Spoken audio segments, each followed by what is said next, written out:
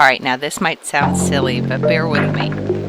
Am I the only one that's looking at this fast-growing world of wireless earbuds that sees that episode of Doctor Who where the Cybermen take over the people and make them march off like zombies to be upgraded into brains with machine bodies by activating something in the earbuds? But that's been on my mind for a while, and then I saw this. What do you see as the next thing along the lines of what you're doing about reading internal signals? What do you want to do with that? Whether at Dolby or through just... I say this all the time. People have been, when they say the eye's the window to the soul, they're looking in the wrong place. It's always about the ear in that case.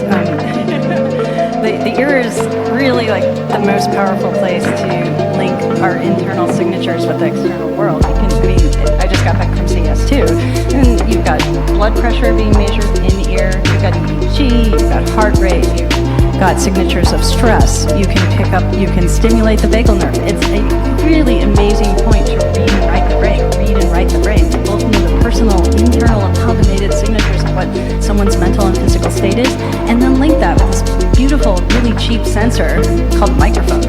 And pair that with a ton of intelligent machine learning, and the way we communicate with our devices, with each other, that the ear is where we'll be wearing earbuds very soon, not to listen to music, not to play us movies, but to listen to our bodies and communicate with all the technology around us. Read and write the brain. Now, speaking of brain altering, you told me that you work in brain plasticity these days and what our devices, electronics, online experiences are doing to the plasticity of our brains. Sure.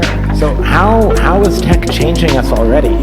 Everything. I mean, that's it. I mean, look, many of you I'm sure know this, you play 40 hours of Call of Duty and your brain is different than it was before. And that's not all bad. I mean, people who enter into, you play 40 hours of Call of Duty, guess what? Your visual acuity is sharper. Your strategic thinking has changed.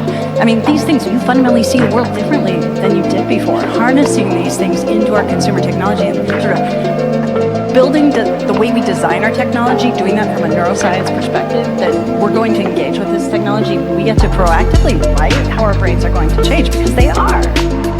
We need to be aware of what we're taking into our bodies, not just what we eat and drink, and what we breathe, what we put on our skin, but also what we see and what we hear, and apparently how we hear.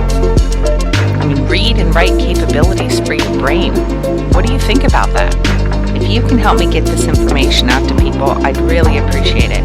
I imagine many might not be aware of the ways this tech is being used. Please consider sharing this video or re-uploading it anywhere that you're able. Thank you for listening.